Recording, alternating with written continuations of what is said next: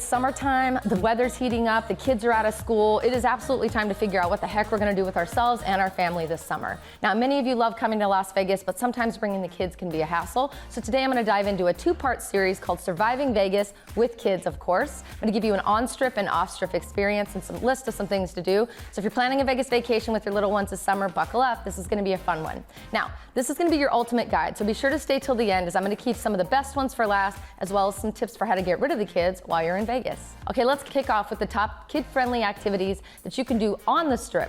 Now, since this is an ultimate guide of sorts, I'm gonna have to include the ones that are obvious and that you already probably know about, but like I said, stick to the end so you can hear about some new ones that you may not know. Let's kick it off. Okay, the first one on the list is one that we all know and love, the Bellagio Conservatory and Botanical Garden. This is an amazing free experience that you should be going to with or without kids. The summertime experience this year is one of the best I've ever seen, and it's definitely something that you should take them to during the daytime and of course at the nighttime. And again, it's free. Next one on the list is the Coca-Cola store. Now, I used to visit this place even when I was a kid, and I had so much fun. I love tasting all the different Coca-Colas and just seeing all the cool products. If you're a Coca-Cola fan, and even if you're not, good place to let the kids run around and get into a little bit of trouble. You can taste all the Coca-Cola flavors from around the world, and it's a fun sensory adventure for your kids that you will definitely have a good time. The Adventure Dome, rain or shine, is always going to be open over at the Circus, and it is a must visit. But let me just say, with the caveat that it's at Circus, which is a little bit of a lower budget casino that isn't always the most pristine experience, if you know what I'm saying. But it is over 5 acres, has lots of fun rides and experiences for people of all ages, so be sure to check it out.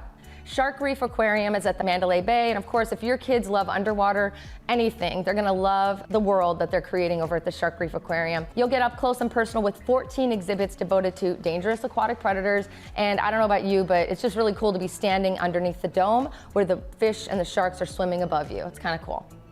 Marvel Avengers Station at Treasure Island is a really fun experience for superhero fans. They are going to be giving you science, history, engineering, genetics, and technology behind all of the favorite superheroes. It's a full storytelling experience. It's definitely a little cheesy, but who doesn't love a little cheesy when you're on the Las Vegas Strip? That's what we're made of.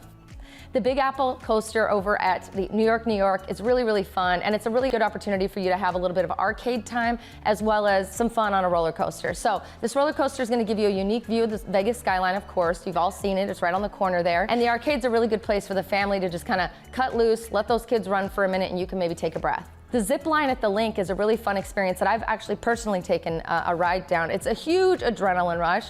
I'm not a huge fan of heights. I did not have a great time on it, but I know that those of you who are a little bit more of an adventure seeker, you would probably enjoy this one. Fly Link is what it's called, and riders are going to launch from a 12-story tower over 1,100 square feet across Las Vegas Boulevard down the Link Promenade, and they finished at the High Roller, which is the huge Ferris wheel, if you will, on the Strip, but it's 35 miles an hour, which is probably why I didn't like it very much. If your kids are adventure seekers, that's definitely one to try, and even if you and your friends are here without the kids, I definitely recommend it.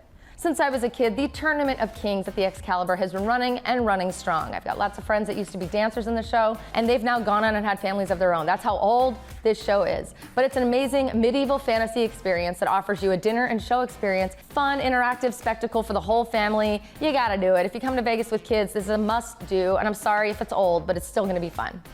At the very end of the Las Vegas Strip, beyond the lights and beyond the casinos, you're gonna find the Pinball Hall of Fame, which is one of my absolute favorite places to go.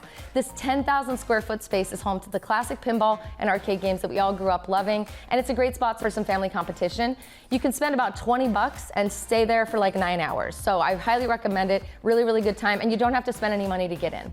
And the latest and greatest thing that's hit the Strip is Transfix at Resorts World. This is the world's largest immersive art experience.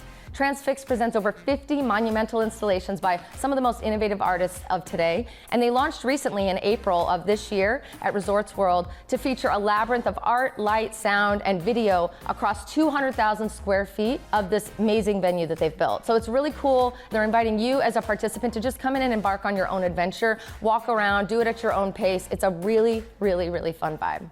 Lastly, I just wanted to talk about parents who are bringing kids to the Strip that want to have maybe a night out, want to go to dinner, want to do something without the kids while you're here. There are several really well vetted, very highly ranked and rated babysitting experiences that you can find for the Strip. Just do a little Google search when you get into town. I don't want to promote any one of them, specifically liability reasons, of course, but do your research. Many of them do very deep background checks. They're not expensive at all, and they really give you an opportunity to kind of leave, take a deep breath, and let your kids stay in the room while you have a good time without them for at least one night of the trip. Be sure to stay tuned for part 2. That's going to be coming out tomorrow, where we venture off the Strip, which is where my true playground of Las Vegas begins. I want to remind you once again that I am a realtor here in Las Vegas, and what I do best is help you relocate from where you are to where you want to be, which is right here in my neon hometown. If you're thinking about making Las Vegas your home, I want to know about it. There's a link in the description and in the pinned comment. I would love to chat with you, even if you're just starting that kind of ideation of what you might want to do. I'd love to help you with your process with no pressure, just to say hey and give you some good guidance on your trip to Vegas or even your upcoming move to Vegas. Otherwise, subscribe, like, share the video, do what you got to do. Give me some love. Thank you for watching this far, and stay tuned for part 2.